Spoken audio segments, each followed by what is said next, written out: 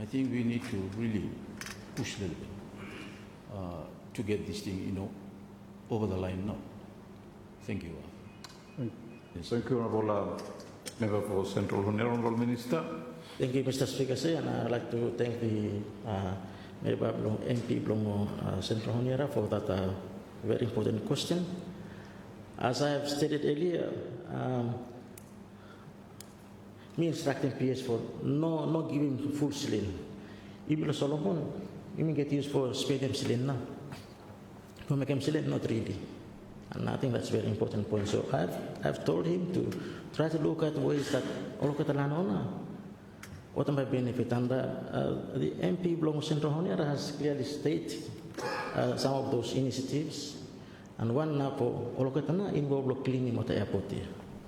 How much are taking a little bit coin there, a little bit money there? Can we help them to develop something around the airport so that some income generating activity happen around the airport? And those are some way for the initiative. But as I've stated earlier, Mr. Speaker said, longo ngora-ngora lo kira-kira ya, tu fala India hem okay. The landowners agreed. Long idona disagree. Because tagalanona, naraman kam, also sahuna rilan. So as the MP below East Solem Talem, go back on this land reform where I'm talking about him. And the government is putting more effort on that to make sure this reform will continue. For enabling development to happen in Solomon Islands. Thank you, Mr. Speaker. Thank you, Honourable MP for Ismailita. Thank you, Mr. Speaker. My last supplementary question, Honourable Minister. That's why today I ask about budget, Mr. Speaker, on rehabilitation. Thank you for having Minister say Tuvola Airports been for tender at Ifi and Abu. But I'd just like to ask a question. Last week I've heard a chief from Baba Nakira Emi talk on radio about experience of really finding hard to come over to Honiara, playing sick patients, but finding very hard. Travel by canoe, hard, rough seas. So that's why me asking budget, Mr. Speaker. And we like have an update below Baba Nakira Airport. What now update lohem? What now work so far? Is there ministry have been consulting people or aviation? Also, Mr. Speaker. So me just like for Sabe the update on Baba Nakira Airport. Thank you, Mr. Speaker. Thank you, Honourable Minister. Thank you, Mr. Speaker. And once again, thank the leader of Independent and the MP for East Maleta for that question. Pamanangkira hem lo reida blo ministry. Inside lo reida blo hem. But as imi gaman imi stay imi try to be fair longo every provinces as well. So that's why mi pala putting one file longo Malaita atoifi, one file Abu, and then another one lo Temotu longo Manikoro, one file longo outer island lo Malaita. I think that the need is huge, but the financial capability is something that you have to manage him. And but I can assure you, Mr. Speaker, and the MP Blumo East Maleta, me fano forget the amount of people blame me long Bamanakira, Lo East, Guadalcanal and South Guadalcanal. We will look at that, and Hemlo Radar, we will definitely build that as time and conducive for UMI. Thank you, Mr. Speaker. Thank you, Honourable Minister. Thank you, Honourable MP for Small Malaita. Thank you, Mr. Speaker. Me, when I thank you, Minister, for assurance and giving long UMI what a strip sister Florida. Question blow Milo, question blow Central Honiara, and Minister no answer no more. What are components law this will outright purchase here, policy here. If the minister himself enumerate him, what now time you discussing with them landowners, what is the government offering? Selling, of course, law purchase, But any other something, policy, no. No good, mihal samvala, where mihal like an airport, we can talk with our respective landowners and tell them whether, if you will agree with you, or get something where, yeah. So that one, and I mean like something, what are the components in terms of this sort of policy that the government and we put them in front law landowners in terms of this sort of policy for outright purchase? Thank you, Mr. Chairman. Thank you, Honourable Minister. Thank you, Mr. Speaker, and I'd like to take this opportunity to thank him, MP Blomas Malita. Negotiation, he may go ahead, as I have stated, and I think him not really good for really detailing what the negotiation belong ministry. But as I have said, this one him out, pay him out airport here. But how can we pay them out? Might be making some business or the side making some avenues for making some business there. And one might be given allocated for or to keep him now maintenance from airport here. There's one thing ministry look at him is business hub. I think there's two or the installing first one long Malu or the go installing finish business hub. I think one him Lotaro, but they are looking at if there's an airport, they put a business hub. Might be a small machine for items lane. Might be small business there, might be putting some productive sectors for stay around long airport here. We say every airport is different. So what I do look at that one. But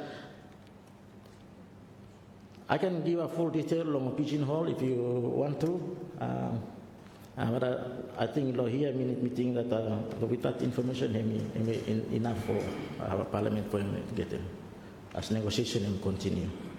Thank you, Mr. Speaker. Thank you, Honourable Minister. Honourable MP for East Arare. Thank you, Central Honera. Thank you, Speaker. Yeah, I think in terms of policy, it's really good to have it linked with some economic activity, whether it's for landowners or somewhere naturally where activities are there as well. And I think it's a good policy, in terms of overall linkages to partners. Our international airports, we know Lomunda, that was one that was funded by a partner. Perhaps ask for extra partner, putum hotel there. In the future, that's the best way to do it. When you talk about infrastructure, you also put them inside law negotiations. Must carry economic component inside. So a place like tourism, you saw when I buy me a medium hotel here. Putum Mogata hotel chain Logotaka. Putum lo there. So that's ideas for you. Mimi sawi val titingi mo sami mo sentuya. Putum inside law the negotiations. Then we're negotiating with our partners. That's done around the world. In terms of us ourselves, when we come to our airstrips, I'll say, man, no, that's a big issue through. And I think sometimes the issues around what I see, the clash of laws, custom law with them, white man law, common law. One fellow famous one, Auki, Guanaru Airport there. There was a big hold-up a few years ago because of the trustees. The trustees were mistakenly seen as the owners. So the actual so-called real owners, Rawamo with him, trustee. I was in the Attorney General when that happened, and Chambers, and interesting, can get easily politicized, these sorts of things. But I think moving forward, the idea that you already mentioned about some economic activity with them or the land-owned holding groups, that one I think would be a great option. Because I think the spin-offs are there. We know that we just passed the SEZ. There's also things, as you know, Mr. Speaker, called the AEZ, Airport Economic Zones. Other countries got them too, yeah? You will find that near the airports there are tax-free zones where you go shopping or there, buy kalakoe and look at them tax. These are things that you can encourage those that are there to have it. So tax breaks for businesses who might want to create something over there. Those are ideas. Give them tax credits instead of grants. look at those other things as well, where might help him, might people blaming. But like I said during that time of negotiations with them, try to reopen him Guanaru, the idea is that this is a fish. You will catch him come fish here now, nice fresh one. You hear? You will give him come for government, but we will cook him. Yeah, cook him. So fish here believe yeah, you will take him come, you cook him. Ako man lode interest of fish too much, so I think example baka fogata. Idea na you cook him, but instead of government sila bakeke, may siya rin come back mo. So hindi ka spice curry, all of mo, you may run kekela. So help him, you may run benefit from such an infrastructure, such a critical one, those airstrips. But I just wanted to ask a question, Mr. Speaker, in terms of special economic zones. Is there any of these airports, 22 year, where have any special economic zone where you've allocated around for that particular perhaps focus as well, where we're looking at exports, where airstrip or airport or under the economic zone kind of context. Thank you. Thank you, Honourable Minister. Honourable Minister for Commerce and Industry. Thank you, sir, and thank you for raising that question, supplementary question, and relating to special economic zone. At the moment, the stage we are at is basically to properly establish the Special Economic Zone Authority. So, proper appointment of the board members, which is about to be done at the moment. Just have to make an appointment. Whoever board member clearly stated along act itself, and then establish a temporary secretariat. That's the tasks the ministry is currently doing. And when the Special Economic Zone Authority is established, then I'm just going to receiving application for special economic zone or identifying areas that can be marked as a special economic zone. So to directly answer the question, any airport that is closer to any special economic zone, say I'm not really done it. Thank you, Honourable Minister for Commerce. Thank you, Honourable MP for Central Honiara. Yeah, Chair, not really a burning issue, but just also for follow up no more what now Minister and Talemia was a little bit finding that Babaim telling of radar when it comes to the funding. Yeah, so I know what we like regime learn that don't turn off the radar. Please, airport, aviation infrastructure of this country, not only all the equipment, but the airport is so critical.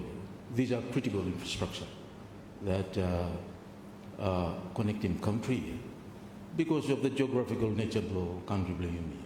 So you must put it as a top priority that what the airports will be.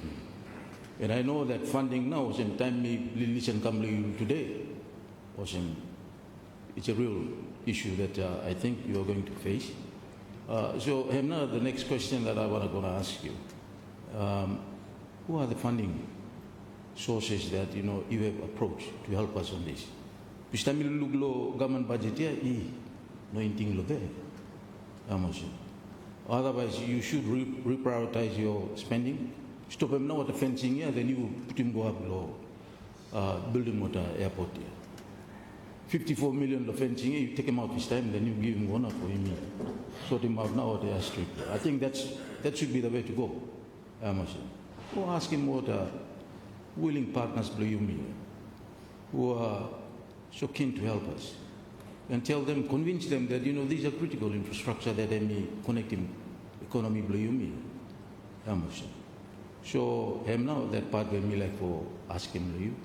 Who are the possible donors that you have been approaching to? Today was you explaining, I think very shortly this guy is going to turn off the radar and then what I airport behind go para blank straight now. Thank you, Chair. Thank you, Honourable for Central Honiara, Honourable Minister. Thank you, Mr. Speaker, and I'd like to thank the MP Blomo Central Honiara for that question and comment. Mr. Speaker, by minute, I'm not going to turn off the randa. It is there. And as the MP have clearly stated, because of geographical setting, airports must be there for security purposes and emergency purposes, and that's paramount for the government to save our people. It is also important for the government to acquire remote airports so that other donors and other World Bank or whoever where inside take them also funding. Even customary land, Mr. Speaker, hard for funding, and that is why the government is putting more effort to buy some of these airports so that donors can assist us. As I have stated earlier, Lata Sirapna funding, next month's Sovana, but those are government-owned airports.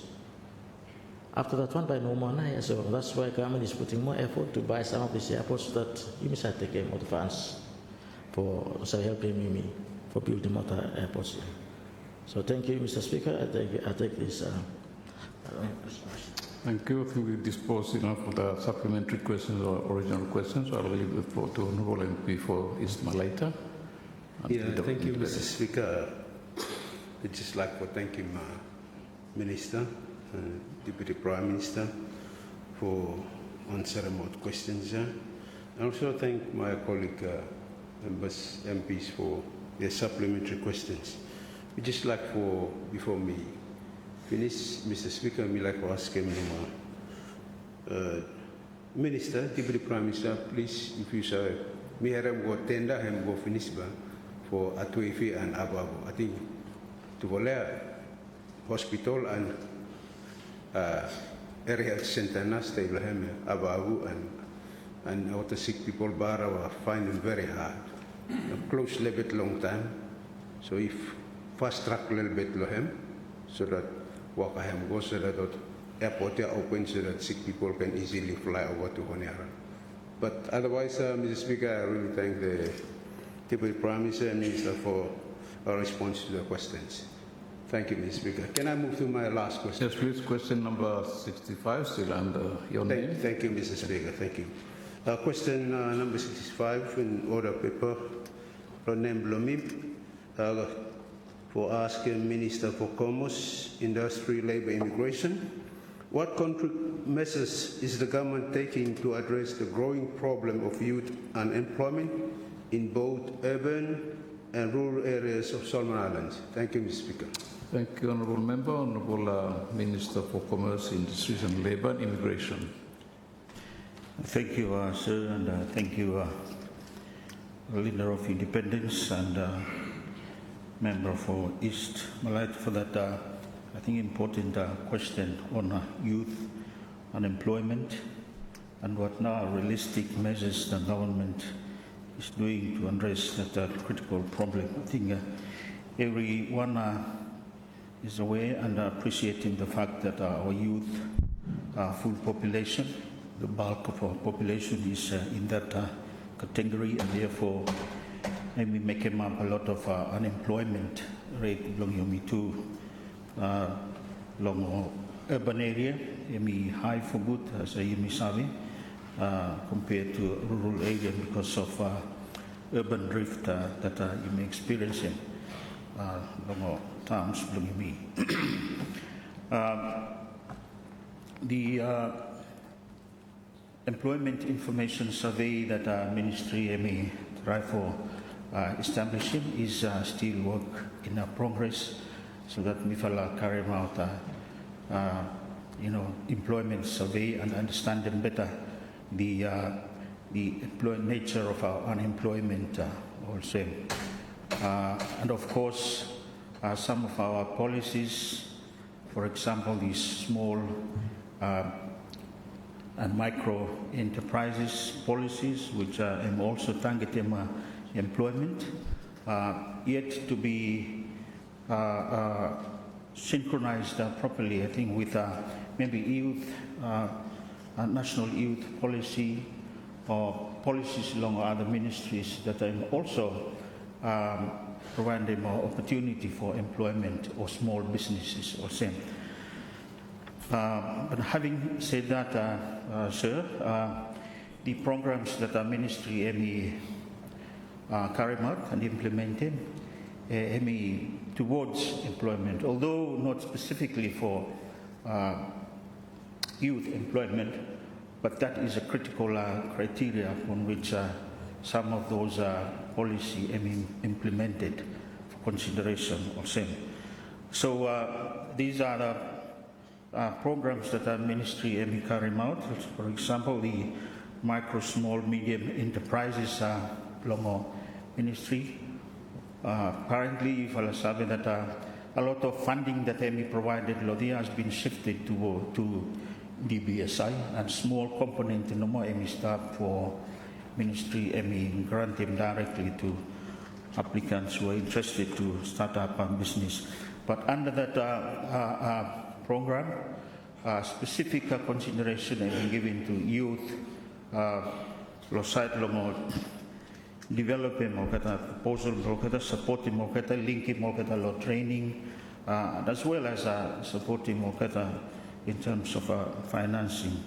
That is particularly DBSI and a small grant that ministry.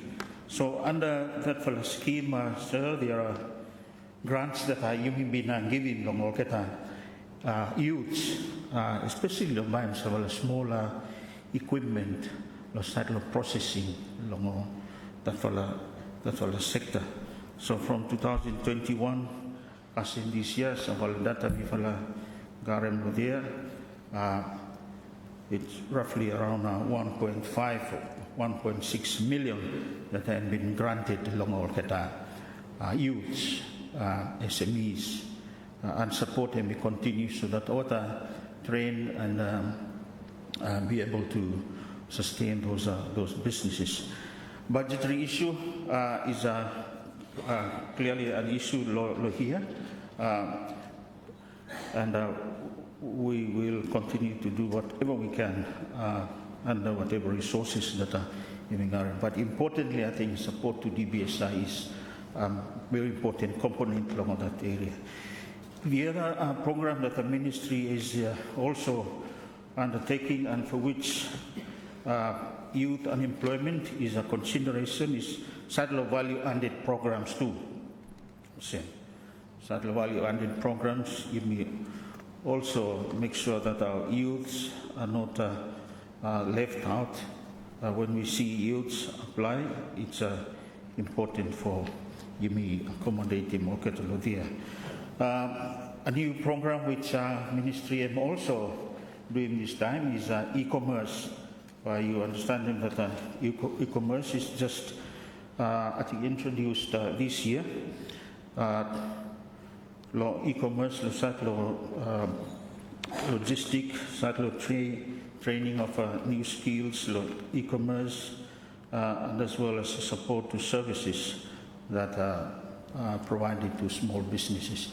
Imisabi that e-commerce, digital economy, what people belong now active and knowledgeable more long him. So that particular program Staka youth belong now involved to much long him. So it's a new program we just started this year, and I received a good budget for it. Hopefully, Baba Emi continued, and Baba Emi benefiting of the youths belong me. Of course, the other important program that the ministry has just started along 2024 is this apprenticeship program where you start in Baclomo Sinu. That basically targets youths where maybe school finish Lomo Savala vocational school or dropouts of Form 5 or Form 6 and are interested to sharpen him skills and Savala trade training or same. So 2024 you may start him. This year, you may continue with it, and go on until, it will be a continuous policy belonging me. By 2027, we will have had the first batches where what I go into 2024, what I graduate now. So in total, suppose you look babayam around 16.7 million that I'm involved projecting that government by continue for supporting. That is just 100 spaces no more per year. If we increase it, it's even better. This is training, side of carpentry, side of mechanic, side of electrical, side of plumbing, even go to marine engineering. And, where you may look at the need, but you may even expand to it. Even side of all kind of businesses, also business training, maybe entrepreneurship, also. I think it's a worthwhile offer for the young people. If budget me lodia, I think babai misabe increasing. So that's the side of sinu. But there is CISBEC, which our ministry and we work with as well for providing training, particularly target long youth and we continue to be an important criteria offering for training also. A lot of our partner aid donors are also doing work which are related to supporting employment, and in particular, when we support employment, you mean go out here, you mean target no more youths here. I must say that DFAT, Australian High Commission, Australian government, is strongly supporting that area too. Strong in business, if Allah might say that one. So partnership with what donor partner and we continue to be important, so that you may support them what the youths blame. Thank you, sir. Thank you, Honourable Minister. Honourable Leader of Independent. Thank you, Mr. Speaker. I just like for supplementary question number. Thank you for the answers to our Minister. We just like for survey number. I mean, Mr. Speaker, as you know, 50 to 60% of the country is youth population in Los Solomon Islands. It's very, very high and it's very dangerous. So I'm good for him. Start for look for addressing what the youth blame the country. And funding, you will have me talk about how now for what the youth blame for what accessing, how for what accessing more funds. Yeah. So you tell them funds there, but how about accessing? So me like a minister for you, tell them too how for what come accessing the ministry. Awesome. That one of funding. How not by ministry you supporting what skills, developing what our vocational training, or what our entrepreneurship for what's our government, like what groups here. So that one, not me like for if you show a little bit, Talakam. Thank you for you answer a few things already, but I would like to know, Mr. Speaker, how can our youth access those funds? Bistaka Kakaman ask to how for me go through this one. Law accessing fund or same law, Ministry of Commerce. So we like for if Minister can just let them house for himself and more so that we can advise also our people, our youths to go through those processes for accessing little bit support for what small businesses that are what are doing, Mr. Speaker. So that one we like to ask the Minister. Thank you, Mr. Speaker. Thank you, Honourable Minister. Thank you, sir. Thank you, Leader of Independence, for that supplementary question. As Nilal mentioned earlier on, aside of funding is an issue, long ministry as one. Ministry tend to put in more funding through long on DBSI. You may say what now, why now also. But people are also aware that no, not everyone shall be accessing to DBSI because what screening and assessing based on what banking criteria. So some fella youths might not be able to have access to that.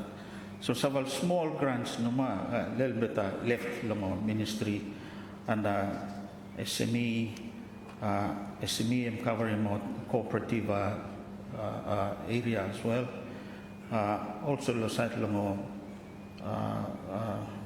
development of industrial development where equipment, if I got a need several equipment for processing, maybe fish or milling or anything also, or sabi come long ministry for taking forms and apply for. As we say, funding is an issue. Number of applications, lo dia bahara pile up also na, but funds for servicing mo kita and funding mo kita now any shortfall a little bit. But sabi working long ministry and looking mo kita industrial development division, SME, or business and cooperative section also. As long as anyone is giving those grants, data ministry, then kita sabi follow up with training We emphasize in Longo ministry understand that cooperative is a good model. Although ME fail, a lot of cooperative ME fail. That's because regulator and we enough for supporting more kita also. That is where all the small members have take part in any business or whereby providing self-employment of people belonging it. Thank you, Honourable Prime Minister. Thank you, Mr. Speaker. Just to supplement the responses by the Honourable Minister for Commerce with regards to the question, and I do thank the leader of the independent group and the MP for Ismail Aita for raising this very important question in terms of youth unemployment, and the Minister has responded in terms of what the Ministry of Commerce, the government through the Ministry of Commerce is doing. Just a few comments. The issue of youth unemployment, I believe, needs a multi-pronged approach.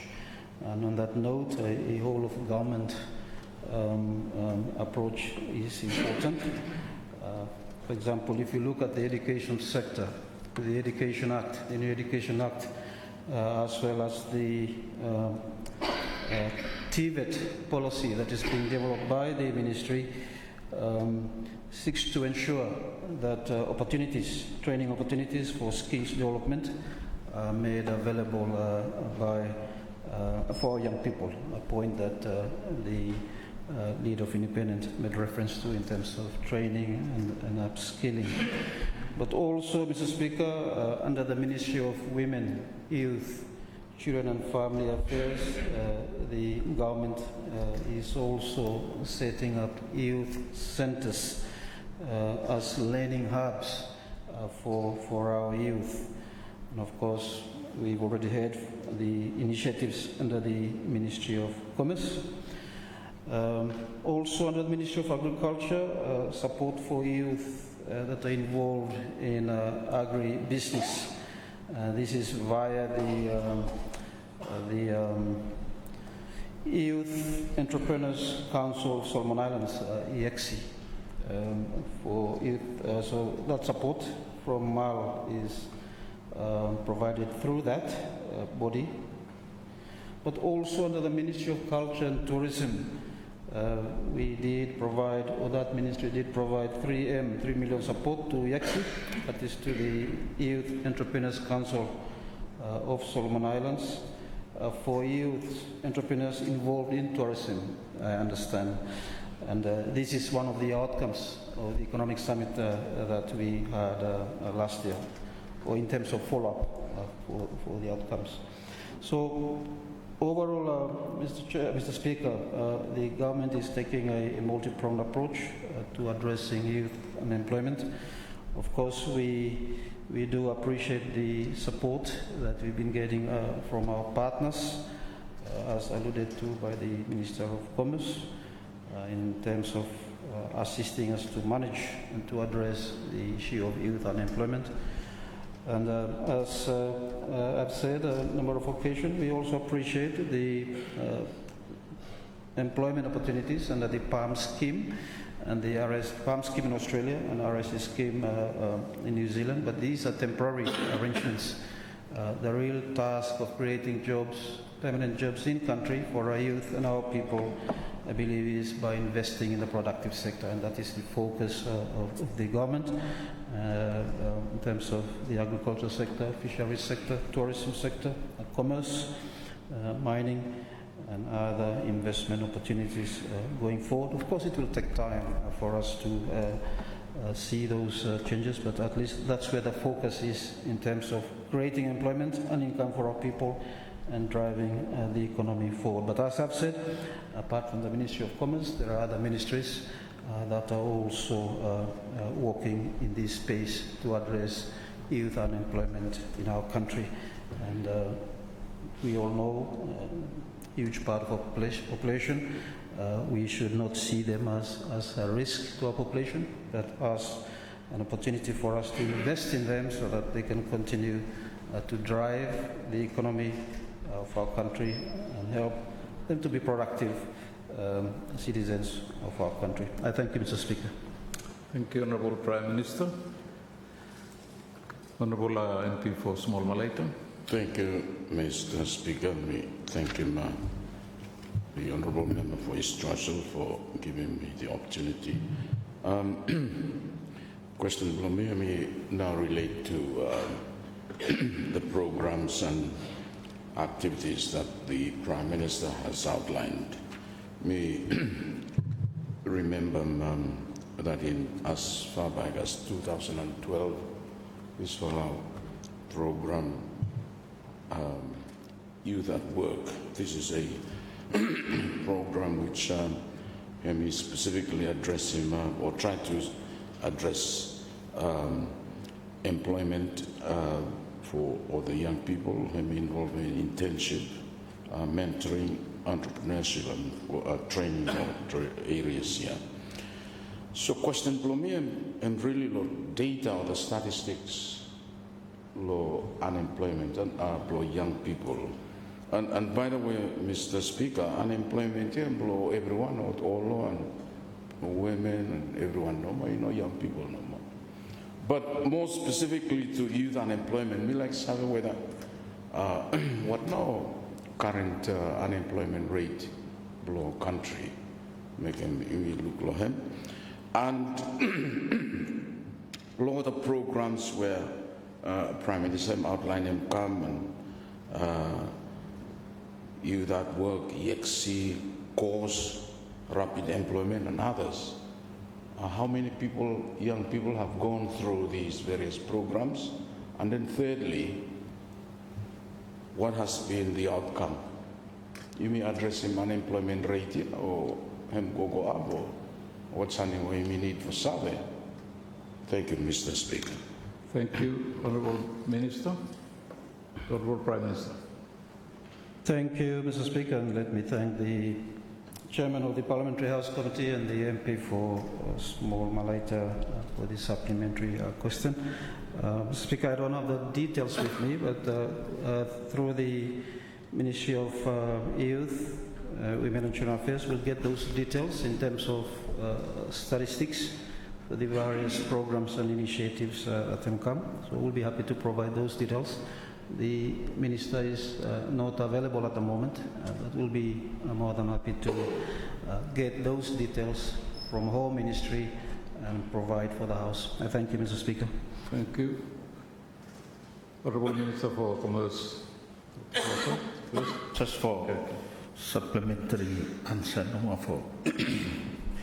as I stated earlier, Ministry is working on an employment information system where by may also do a survey for employment, and that time you may depend on that particular survey. So that system should be able to capture unemployment yearly.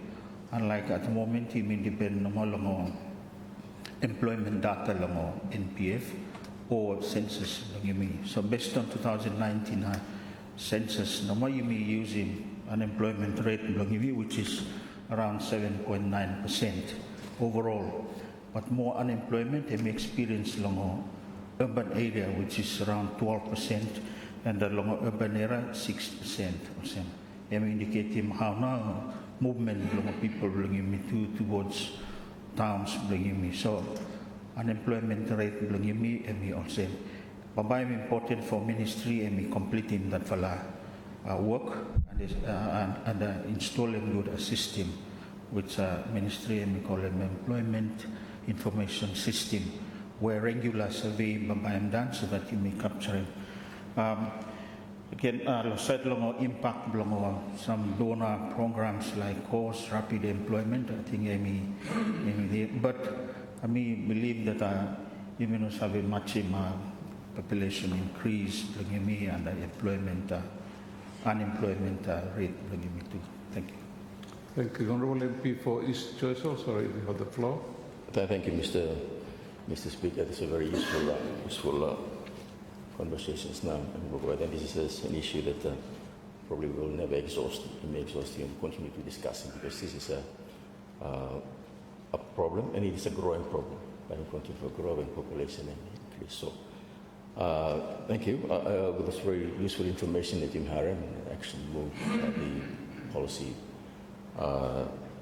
that the fear, Mr. Speaker, said we from here you mean addressing no formal one by people doing the formal sector also mean that the danger of pushing every our strategies and policies directing come ever constricting formal sector. This country is big, Mr. Speaker. It can accommodate. We have arable agricultural land that is basically lying idle in this country. For instance, stretches of lagoons in this country that people are planting seaweeds and also, Mr. Speaker. And also, so the strategy, sir, we must a little bit broaden a little bit so that we look these whole areas. How can we use the country's areas of strength to hit several birds with one stone? And also, you may address unemployment, of course, but at the same time, productivity increase. And also, look at the land that is lying idle now, Mr. Speaker. So, what's we doing? By continue sending people who pick up all overseas. That's what will happen. And we thank Australia and New Zealanders for helping me with these temporary measures. But as the Prime Minister told them, Mr. Speaker, it is temporary measure. Real employment should be created. So, I guess the question is, how? What are we doing? What's some drastic moves that we by doing for creating employment, a place where you strong land, you strong land, you strong sea, you strong other places. These are areas of strength that I think policy strategies should be directed at human people for work, Mr. Speaker. We can employ every single people in this country suppose the policy is right. Thank you, Honourable Prime Minister, Honourable Minister. Honourable Minister. Thank you, sir. Thank you for this question. I think that is a very, very important point for touch on the segments of unemployment, whether any official business area or some consistency too. There's a lot of people there. But statistics as me reading, depending which I mean taken from 2019 survey, can reflect the movement along people come along town too. So a lot of unemployment in rural area now shifted come along town. What is important as a member for East Choice or even not shifting people, but you mean go and provide them self or employment in rural areas. This is where alongside the Ministry of Commerce, there are other ministries doing part, for example, agriculture, forestry, apps program which may target them for the rural resource owners for make sure that they're fully engaged and fully resourced and supported for developing resources, get the lands, for example, as well. But longo commerce, this fella say maya, it may continue to be an important program longo gaman. Me believe longo miseleva if you may roll them out good program longo sema subject to funding too. So this is where a lot of our people depend on. A lot of our people depend on copra for cash, cocoa for cash, kava for cash, and those three commodities no and prescribed commodities lo sema ya. What do we need for doing if sema time we roll them out transformative plan lo sema and good for including come to other commodities from become prescribed commodity under SEMA. Lo side of fisheries, seaweed, lo side of forestry maybe, if you know managing good long vata, Minister of Forestry, yeah. Maybe good for come under that too. But we have to improve the institutional capacity belong SEMA and program belong SEMA revitalization we need to be supported with a fund. Me Baraba believe that, sir, that if you may address him through one of our SOE, that's a policy vehicle belong government, you may touch him. A lot of our resources and a lot of our people in the rural area. Thank you. Thank you. Honourable MP for East RR. You have the last question before we conclude the consideration on the question. Honourable MP. Thank you, Mr. Speaker, for your indulgence. Thank you to the Leader of Opposition, Leader of Independent for the question, and Ministers, Prime Minister for your responses. Just in regards to perhaps focusing on the issue of unemployment, I understand that whole of government approach now, Prime Minister is looking into, and of course it's true. Of course, energy is a big part of it too, cost of the energy and electricity, and of course, something. But I just wanted to ask him with regards to that kind of approach, whether governments will ever, probably internally, will get any benchmark setting for, say, by a certain date, time bound, by certain dates or same, or maybe should Kasim level or same, or a little bit along focus, a little bit inside law, whole of government approach. I think it'll be helpful if government might get something or same in place that by 2030 we should aim for percentage or same, or number or same. I think that might be helpful, and perhaps through the sectors, tourism, agriculture, fisheries, and not something or same, or put them together. But I just wanted to ask whether that is already in place, because I think it'll be helpful. And I think in the budget, when you come through budget again, when you present your budget, a little bit put something or same inside already perhaps. Like this budget will be looking at creating, encouraging or creating jobs or same, or aiming to, or intending to. I mean, those kind of discussions, I would say, are missing from our presentation of our own budgets here. Of course, no government not make him waka or provide him waka, but create him that environment through which employment might come in, including the informal sector that East Troy Zolem already mentioned him as well. But I just wanted to ask him, is there a broad policy benchmarking for time-bound kind of aim by certain dates to reach a certain level of employment? Thank you, Speaker. Thank you, Honourable Member. Honourable Minister. Thank you, sir, and thank you, Member for East. I think that is a very, very important point for any policy formulation process that need to be considering, especially the creation of employment, linked to budget, also, which I think quite limited. Maybe target among GDP growth also. In fact, the resource allocations also. Again, we believe that when we come down to data too, data collection, be able to collect those data for doing those projections also. And as me understand, me quite challenging too, lango transmission mechanism lango fiscal policy to touch on outcomes also in employment. Although me proponent was silent, sometimes end up something also so me challenge for I think project them at this stage. Even we understand them lango report below central bank transmission lango or the monetary policy to growth. I'm not really linked properly to. This is how economy me probably set up. So one area which me looking me challenging is side lango data collection. I don't know whether this fella employment information system about for setting up by able for capturing those things, but it's a government-wide and ministry-wide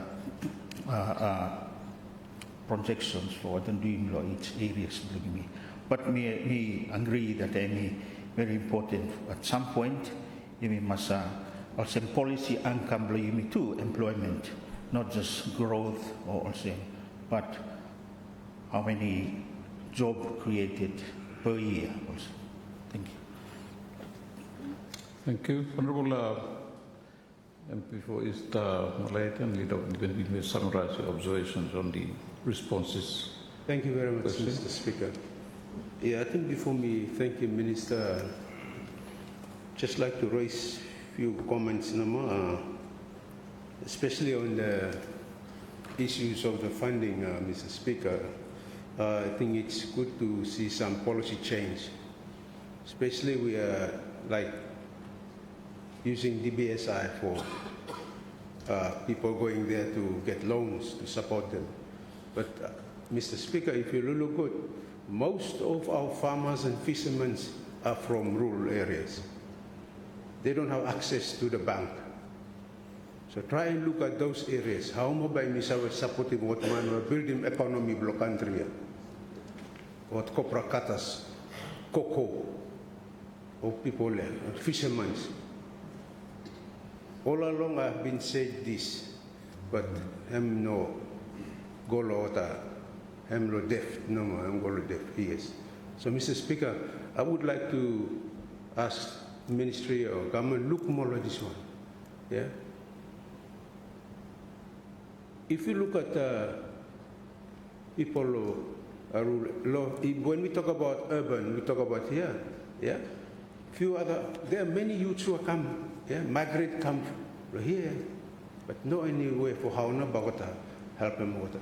But if you look back to the rural areas, there are youths that are doing things, but never supported. Only constituencies, no more supporting water. Constituencies. Where not ministry or government coming for put them a little bit for give him water more a little bit, push what they are doing.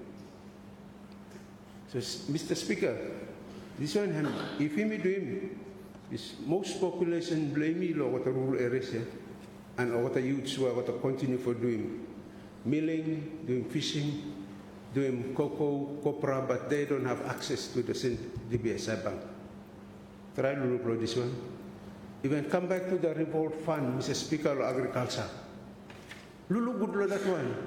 Only people who have access to certain criteria they have, they are the ones that access to the revolt fund. What about the cocoa farmers and copra cutters law, rural areas, who contribute to the economy? They don't have access to the revolt fund.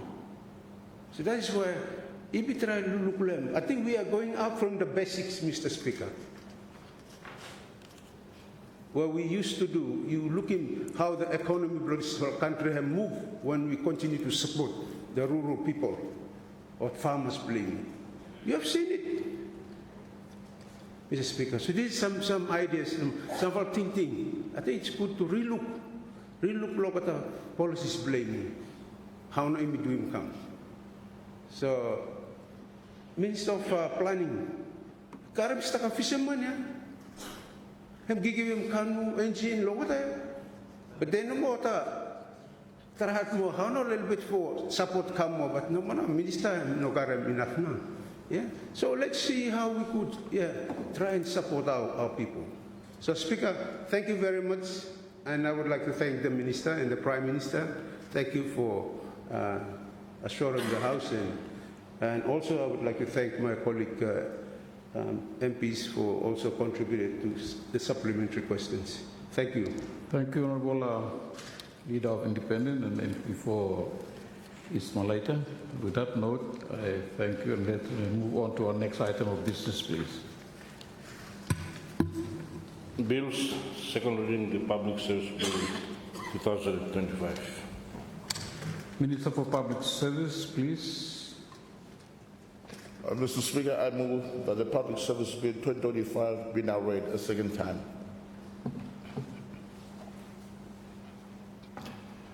Honourable Speaker, members of Parliament and the good citizens of this country, both in the country and abroad, or listening out through the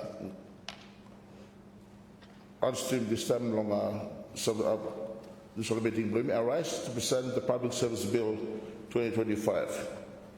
Mr. Speaker, this bill marks one of the most significant reforms in the history of our public service. It's our existing Public Service Act 1988, which has guided our administration of a public service for more than 3 decades, has indeed served its purpose. However, it has become outdated and no longer reflect the realities and the demand of managing a modern and transparent and accountable public service. Sir, this new bill therefore is necessary and a long overdue step forward for modernizing the governance, integrity, and performance of the public service. It is anchored on the overarching principle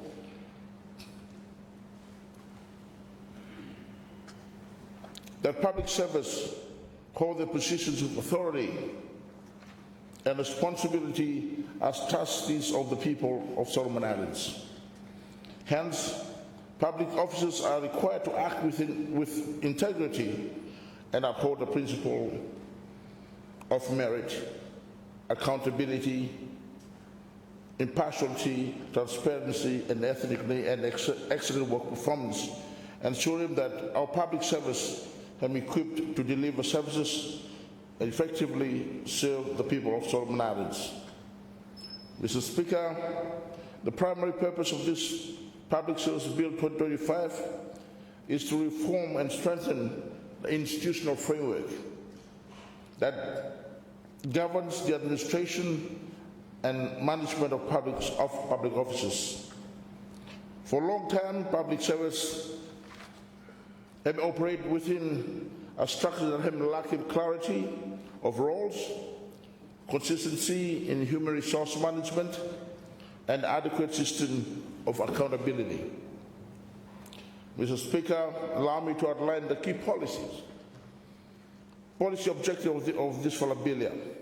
This bill has several key objectives. First, bill seeks for promoting professional and responsible public service that can effectively support the government in implementing its policies and delivering services to the citizens efficiently, fairly, and with integrity. Second, this bill aims for promoting and provide a clear and comprehensive legal framework for the organization, structure, and remuneration of public service, as well as for the proper administration of human resource management functions across the government agencies.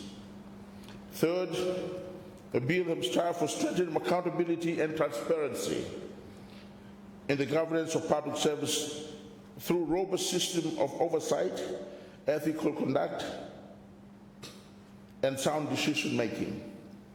Fourth, this bill seeks to clarify, clearly define the roles and responsibility of key office holders, including the Minister responsible for public service, the Public Service Commission, the permanent secretaries, and responsible officers to ensure clarity in leadership and accountability in administration.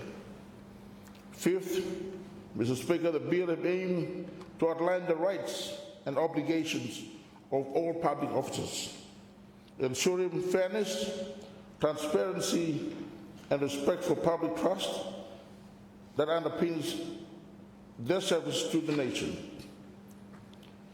Six, Mr. Speaker, this bill seeks for promoting uniform employment and management practices, and based on the principle of merit, fairness, equality, and non-discrimination, ensuring that every public officer is treated with dignity and professionalism. Mr. Speaker, finally, this bill aims to create a foundation for continuous improvement and innovation within the public service, fostering cultural performance, learning, and excellence in service delivery to the people of Solomon Islands. Mr. Speaker, the Public Service Bill 2025 is structured into 14 parts, each addressing essential aspects of the public administration. Part 1 sets out the preliminary matters of the bill. It outlines the short title, commencement, and overall purpose of the legislation. Part 2 dealt with interpretation, providing clear definition of key terms used throughout the bill to ensure consistency and clarity in its application. Part 3 focuses on the scope and application of the bill and defining the coverage of the public service, specifying which offices and agencies are subject to its provisions. Part 4 establishing the principles, the values, and a code of conduct that guide public servants in the performance of their duties. This reinforces the importance of integrity, accountability, and impartiality within the public service. Part 5 outlines the roles and responsibilities and functions of key institutions and office holders, including the Minister, the Public Service Commission, and the permanent secretaries, and providing a clear governance framework for leadership and oversight within the public service. Part 6 deals with employment and management matters, including recruitment, appointment, confirmation, and the management of public officers. Part 7 focuses on the workforce development and training, ensuring that public officers are equipped with the skills and knowledge necessary to perform efficiently and to support continuous improvement across the government. Part 8 addresses employee conduct, outlining expected standards of behavior and disciplinary processes for addressing breaches of the Code of Conduct. Part 9 covers the employment matters, including secondments, transfers, acting appointments within the public service.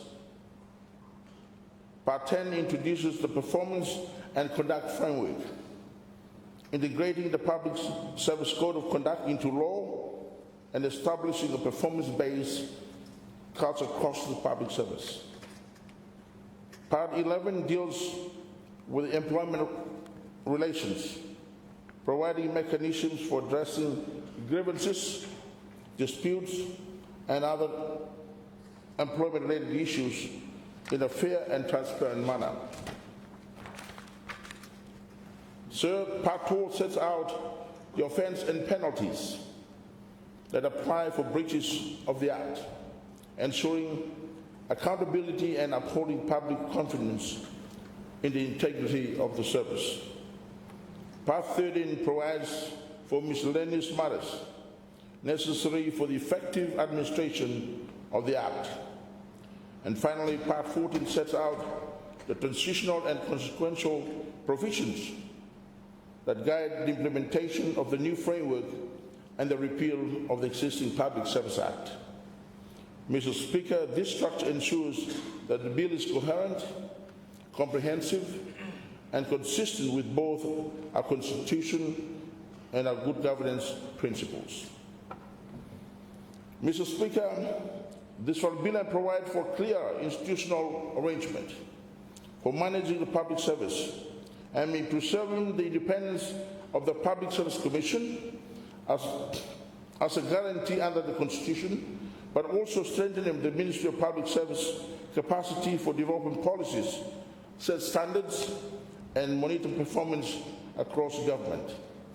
Permanent secretaries and responsible officers are given more defined management authority and accountability for outcome within the ministries. This is intended to create a culture of performance and responsibility at every level of the public service. Mr. Speaker, integrity lies at the heart of this reform. The bill introduced measures to strengthen the ethical foundation of the public service. For the first time, Public Service Code of Conduct is given legal status, ensuring that it is enforceable and binding on all officers. The bill also requires all senior officers to make annual declaration of interest, reinforcing transparency and preventing conflict of interest. Disciplinary procedures are simplified and made more consistent so that breaches of conduct can be addressed fairly, promptly, and without ambiguity. So, in this way, the bill complements other integrity institutions, including the Leadership Code Commission, the Ombudsman, and the Solomon Islands Independent Commission Against Corruption. Together, they form a network of oversight that safeguards public resources and reinforces public trust. Mr. Speaker, a strong public service is not only about integrity, it is also about performance. This bill therefore introduced a modern performance management framework that links individual performance to organizational outcomes. So, every public officer will be subject to regular performance appraisal with opportunity for feedback, training, and development. Ministries, by requiring for preparing an annual workforce plan, ensuring that officers are equipped with the skills needed for effective services delivery. A bill also allows performance-based incentive, ensuring that officers who have excelled are appropriately recognized and rewarded. This approach is aligned with international best practice and supporting professional and motivated workforce.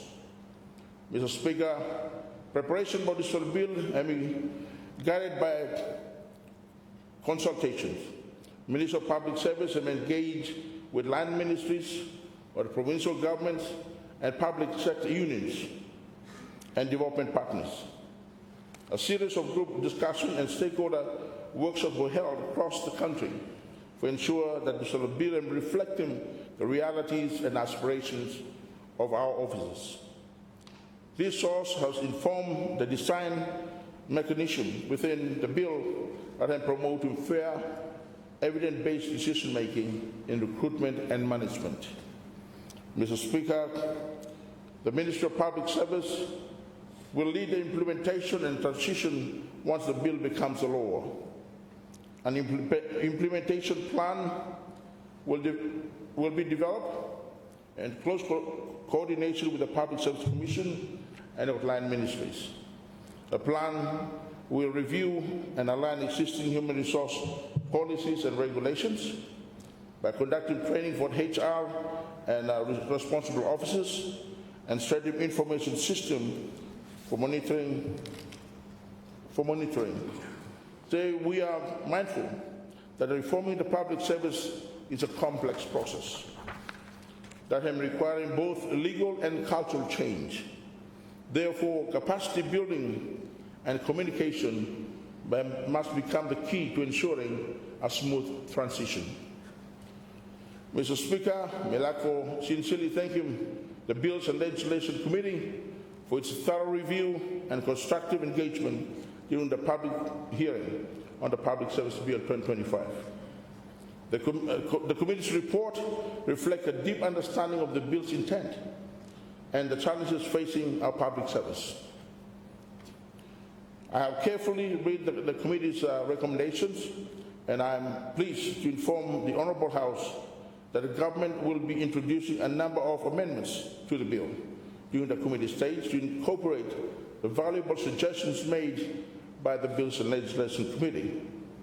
These amendments will further strengthen the bill and ensure it provides a solid foundation for a professional, accountable, and service-oriented public service for people of Bloomie. Mr. Speaker, the Public Service Bill 2025 is a cornerstone and foundation of Solomon Island Public Service Governance Reform Agenda.